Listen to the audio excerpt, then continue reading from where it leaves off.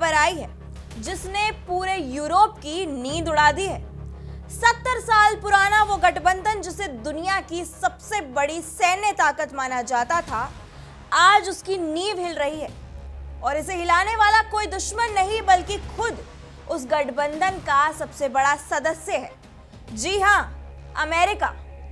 Donald Trump ने फैसला कर लिया है, यूरोप में नाटो को दी गई अमेरिकी सैन्य मदद, बम वर्षक विमान, फाइटर जेट, ड्रोन, पनडुब्बियां और युद्धपोत सब वापस बुलाए जा रहे हैं। यह सिर्फ एक फैसला नहीं है, यह उस विश्व व्यवस्था का अंत है जो दूसरे विश्व युद्ध के बाद बनी थी। और इस फैसले से सबसे ज्यादा खुश अगर कोई है तो वो है मॉस्को और शायद तेहरान भी।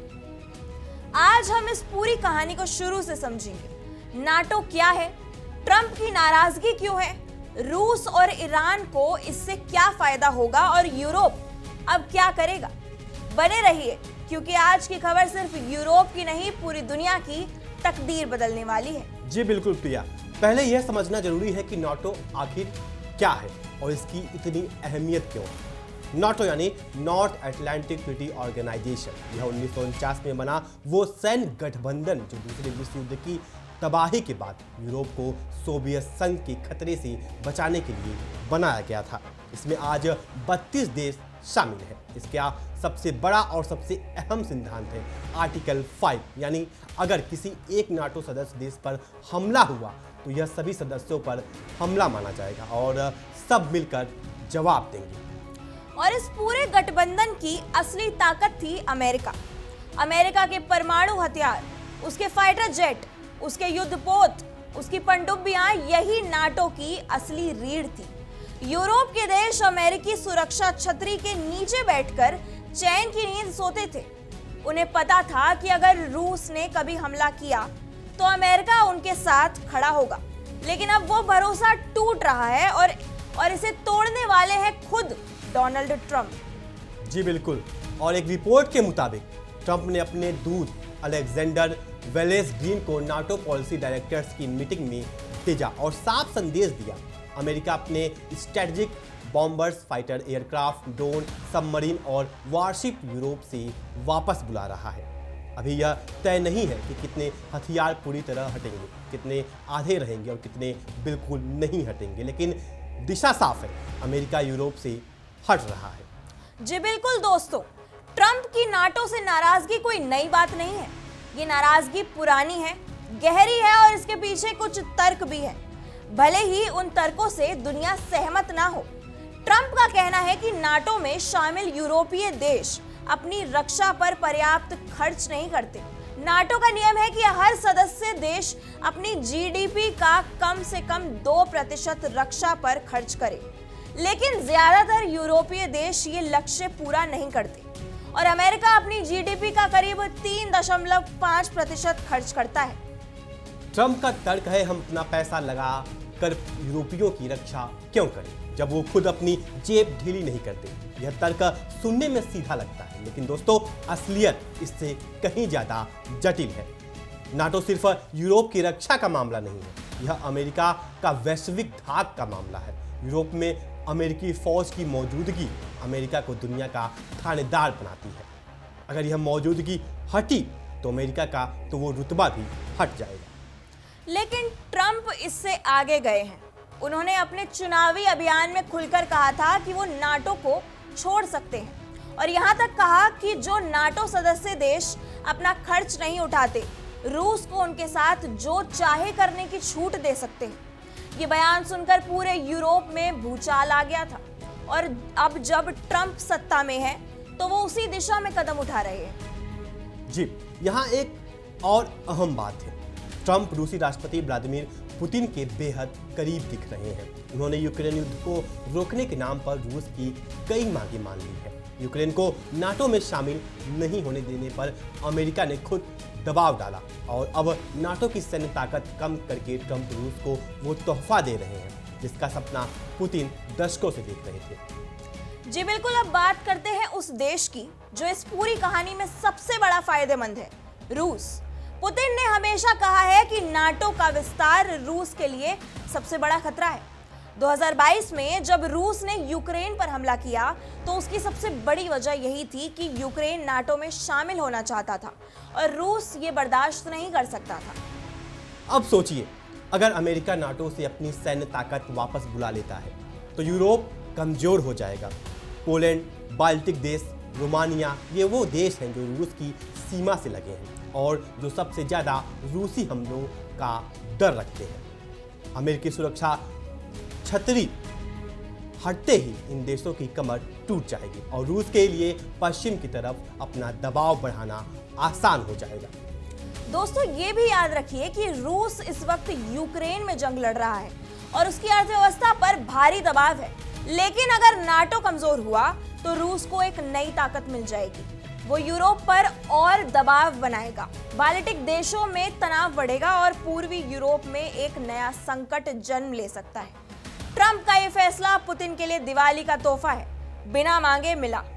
जी, और यहाँ एक और दिलचस्प बात यह है, ट्रंप के इस फैसले से रूस और चीन दोनों खुश होंगे। चीन भी हमेशा से चाहता रहा है कि अमेरिका यूरोप में उलझा रहे ताकि एशिया में उसकी पकड़ कमजोर हो। लेकिन अब अगर अमेरिका यूरोप से हटा तो वो एशिया पर ध्यान दे सकता है, जो चीन के लिए एक अलग किस्म का खतरा बन सकता है। यह एक बड़ा भू राजनीतिक पहेली है जिसका जवाब आने वाले वक्त में मिलेगा। जी बिल्कुल अभिषेक, इस पूरी कहानी में एक और किरदार है जो बहुत कम चर्चा में आता है, ईरान। आप सोच रहे होंगे कि नाटो और ईरान का क्या संबंध, लेकिन दोस्तों भू राजनीतिक में सब कुछ आपस में जुड़ा होता है। अगर अमेरिका यूरोप में नाटो की ताकत कम कर रहा है तो इसका मतलब है कि अमेरिकी ध्यान और संसाधन बटे हुए हैं। जी प्रिया, ईरान इस वक्त अमेरिका के साथ परमाणु डील पर बातचीत कर रहा है। हॉर्मुज स्ट्रेट पर तनाव है, अमेरिकी सेना ईरान पर हमले कर रही है और ऐसे में अगर अमेरिका यूरोप में भी उलझा हुआ है नाटो की कमजोरी की वजह से तो ईरान पर उसका दबाव कम होगा। ईरान को थोड़ी और सांस लेने की जगह मिलेगी, वो बातचीत में और मजबूत स्थिति से बात कर सकेगा। और दोस्तों ये भी मत भूलिए कि ईरान और रूस के संबंध पिछले कुछ वर्षों में बेहद मजबूत हुए हैं। ईरान ने रूस को यूक्रेन युद्ध में ड्रोन सप्लाई किए, रूस ने ईरान को सैन्य तकनीक दी। दोनों देश पश्चिमी दबाव के खिलाफ एक साथ खड़े हैं। तो जब नाटो कमजोर होगा और अमेरिका पीछे हटेगा, इस पूरे रूस ईरान गठजोड़ को सबसे फायदा होगा। ये पश्चिम विरोधी धुरी और मजबूत होगी। इसे एक बड़ी तस्वीर में देखिए प्रिया, एक तरफ अमेरिका नाटो से पीछे हट रहा है, दूसरी तरफ ट्रंप ईरान से डील करना चाहते हैं अपनी शर्तों पर। तीसरी तरफ रूस यूक्रेन में जंग लड़ रहा है और नाटो की कमजोरी का इंतजार कर रहा है। यह एक ऐसा त्रिकोण है जिसमें पश्चिम हर तरफ से दबाव में है और यह दबाव अमेरिका ने खुद अपने ऊपर लिया है। जी बिल्कुल, अब बात करते हैं यूरोप की। यूरोप इस वक्त सदमे में है, लेकिन यूरोप बैठा नहीं है।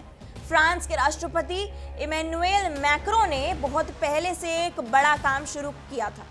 वो यूरोप की अपनी परमाणु प्रतिरोधक क्षमता विकसित करना चाहते हैं।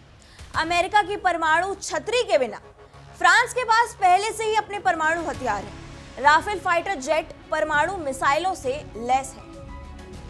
और अब मैक्रो ने यूके, जर्मनी और पोलैंड के साथ समझौते किए। यह समझौता इस बात के लिए है कि अगर अमेरिका नाटो से हटा तो यूरोप खुद अपनी रक्षा करेगा। फ्रांस के परमाणु राफेल की तैनाती में इन देशों के साथ तालमेल बिठाया जाएगा। यह यूरोपीय रक्षा स्वायत्ता की तरफ एक बड़ा कदम है। दोस्तों ये बदलाव बेहद अहम है। दशकों से यूरोप अमेरिका की छतरी तले बैठकर चैन से सोता रहा। उसने अपनी रक्षा पर खर्च कम किया, अपनी सेनाएं कमजोर की, लेकिन अब जब अमेरिका पीछे हट रहा है तो यूरोप को मजबूरन अपने पैरों पर खड़ा होना पड़ेगा। जर्मनी ने पहले ही अपना रक्षा बजट बढ़ाना शुरू कर दिया है। पोलैंड यूरोप की सबसे तेजी से बढ़ती सैन्य ताकत बन रहा है और बाल्टिक देश अपनी सीमाओं पर किलेबंदी कर रहे हैं। जी बिल्कुल प्रिया, लेकिन यहाँ एक बड़ा सवाल है, क्या यूरोप इतनी जल्दी इतना मजबूत हो सकता है? अमेरिकी सैन्य मशीनरी को बदलने में दशकों लग सकते हैं और इस बीच जो खालीपन आएगा वो खालीपन रूस के लिए मौका बन सकता है। यही वजह है कि यूरोपीय राजधानियों में इस वक्त घबराहट है। वार्सा से पेरिस तक, बर्लिन से रोम तक हर जगह एक ही सवाल है, अब क्या होगा? अब बात करते हैं भारत की, क्योंकि ये सवाल जरूर आएगा, नाटो और यूरोप के इस झगड़े से भारत का क्या लेना देना। लेकिन दोस्तों, भू राजनीतिक में कुछ भी अलग थलग नहीं होता। अगर नाटो कमजोर हुआ तो रूस मजबूत होगा, रूस मजबूत हुआ तो चीन को भी ताकत मिलेगी, और चीन मजबूत हुआ तो भारत की परेशानियां बढ़ेंगी। जी बिल्कुल। दूसरी तरफ भारत के लिए एक और मौका भी है प्रिया। अगर यूरोप अमेरिका से दूर हो रहा है और अपनी आत्मनिर्भरता की तरफ बढ़ रहा है, तो भारत के लिए यूरोप के साथ नए रक्षा और व्यापार संबंध बनाने का अवसर है। फ्रांस पहले से भारत का करीबी रक्षा साझेदार है, राफेल डील इसका सबूत है। जर्मनी, पोलैंड और अन्य यूरोपीय देश भी भारत के साथ संबंध मजबूत करना चाहते हैं। और दोस्तों, भारत की एक और खास स्थिति है। भारत ना तो नाटो का सदस्य है, ना रूस का दोस्त है, ना अमेरिका का पिछलग्गू है। भारत की अपनी स्वतंत्र विदेश नीति है, स्ट्रैटेजिक ऑटोनॉमी। इस बदलती दुनिया में भारत की यही नीति उसकी सबसे बड़ी ताकत है। जब हर तरफ खेमे बन रहे हैं, भारत उस देश के रूप में उभर सकता है जो सबसे बात कर सके, और यही उसकी असली शक्ति है। जी बिल्कुल। आज की इस पूरी कहानी को जोड़कर देखें तो एक बात साफ है, दुनिया एक बड़े बदलाव के दौर में है। वो विश्व व्यवस्था जो 1945 के बाद बनी, दशकों तक चली, जिसने यूरोप को शांति दी, वो टूट रही है। और इसे तोड़ने वाला कोई बाहरी दुश्मन नहीं, बल्कि उसी व्यवस्था का सबसे बड़ा स्तंभ अमेरिका खुद है। ट्रंप का ये फैसला रूस के लिए तोहफा है, ईरान के लिए राहत है, चीन के लिए मौका है, और यूरोप के लिए खतरे की घंटी है।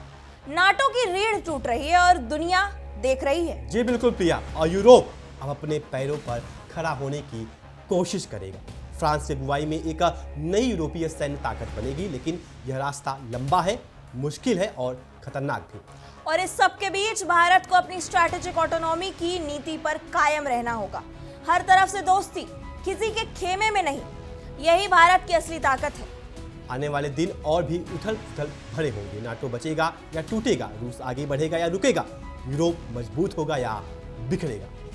फिलहाल इस खास रिपोर्ट में इतना ही। बने रहिए हमारे साथ और देखते रहिए हमारा खास शो बैटल ग्राउंड। देश और दुनिया से जुड़ी तमाम बड़ी खबरों के लिए जुड़े रहिए इंडिया डेली के साथ। देखिए इंडिया डेली 24/7 अब आपकी स्मार्ट टीवी पर।